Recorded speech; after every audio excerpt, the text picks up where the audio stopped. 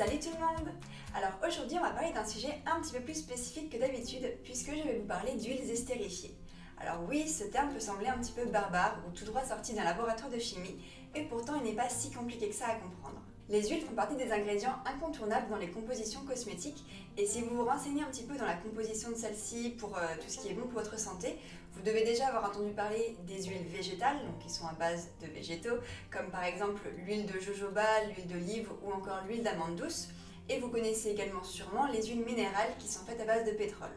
Et bien il n'y a pas que ces deux catégories puisqu'on en retrouve d'autres, et notamment les huiles estérifiées, où je vais vous parler un petit peu plus en détail aujourd'hui de ce que c'est.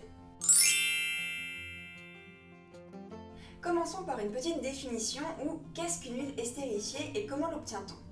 Comme vous le savez, une huile végétale est obtenue par pression à froid de certains végétaux. Donc, par exemple, une huile d'olive va être obtenue en écrasant des olives à froid et on obtient donc une huile qui va être pure et 100% végétale.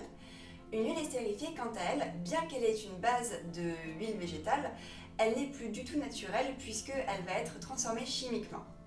Le procédé est plutôt simple, on va venir couper l'huile, c'est-à-dire qu'on va venir mélanger à l'huile d'autres ingrédients comme par exemple de la glycérine, des alcools gras et on va venir chauffer le tout pour obtenir une nouvelle huile qui va avoir d'autres propriétés.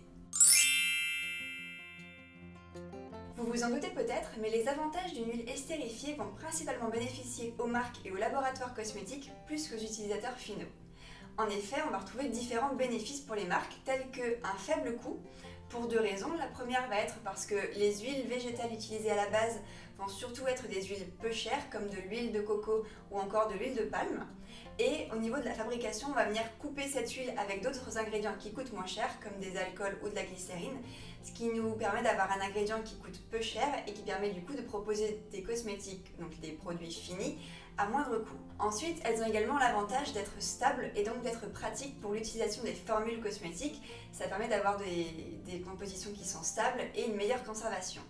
Et enfin, elles vont avoir tendance à être plus douces et avoir une facilité d'application un peu plus importante puisqu'elles sont plus fluides et plus pénétrantes et vont avoir un toucher similaire aux produits avec des silicones. Comme vous le savez, pour les huiles végétales, on parle souvent de pression à froid. Et donc, par opposé, si une huile estérifiée est chauffée, vous pouvez le deviner, elle va perdre de ses qualités. L'huile estérifiée n'a donc plus rien à voir avec une huile végétale d'origine naturelle. Non seulement ses principes actifs ont été brûlés puis dilués, mais en plus on va retrouver des résidus de solvants ou encore d'autres ingrédients. Conclusion, une huile estérifiée n'apporte quasiment rien à la peau. Toutefois, une huile estérifiée n'a pas que des côtés négatifs. Déjà, elle n'est pas mauvaise pour votre peau, puisque à la base, ça reste une huile végétale qui aura été coupée certes, mais avec des ingrédients qui ne sont pas nocifs pour la peau. Ça va être coupé par exemple avec de la glycérine, qui peut d'ailleurs être bio, ou encore avec des alcools qui ne sont pas mauvais pour la peau. En plus de ça, une huile estérifiée va permettre qu'un produit cosmétique fini coûte moins cher. Ça va donc dépendre de quel type de produit vous achetez et dans quoi vous voulez que la composition soit vraiment nickel.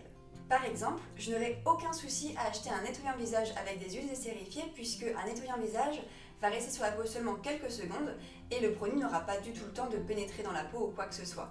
Donc là, pas besoin d'avoir une huile végétale qui coûte cher, une huile estérifiée fera très bien l'affaire, elle sert vraiment à apporter la texture au produit et à quand même hydrater la peau, mais du coup, j'ai pas besoin de mettre trop cher dans ce type de produit.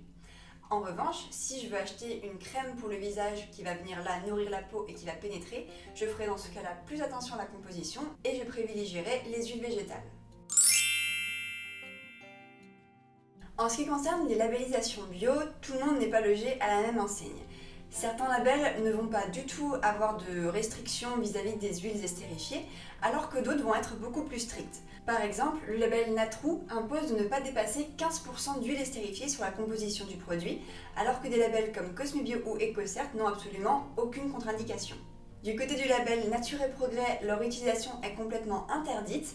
Et enfin, chez BDIH, ils l'autorisent à hauteur de 10% de la composition du produit fini, ou en tout cas, elle ne doit pas dépasser plus de 50% du total des huiles du produit. Donc maintenant que je vous ai parlé de ces huiles estérifiées, comment les reconnaître? Puisque même si elles ne sont pas à proprement parler dangereuses pour votre santé et acceptées dans la majorité des compositions bio, comment savoir si un produit en contient ou pas? Et bien là, il n'y a pas 36 façons de le savoir, il va falloir les reconnaître dans la liste des ingrédients INSI.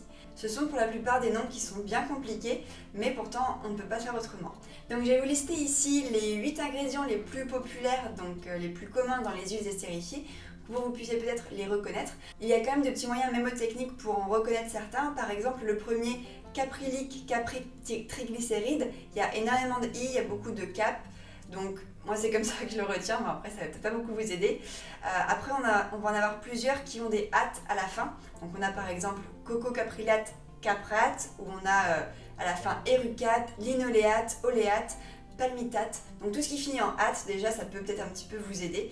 Mais sinon vous les notez quelque part et si vous les cherchez vraiment, c'est comme ça que vous pourrez les reconnaître.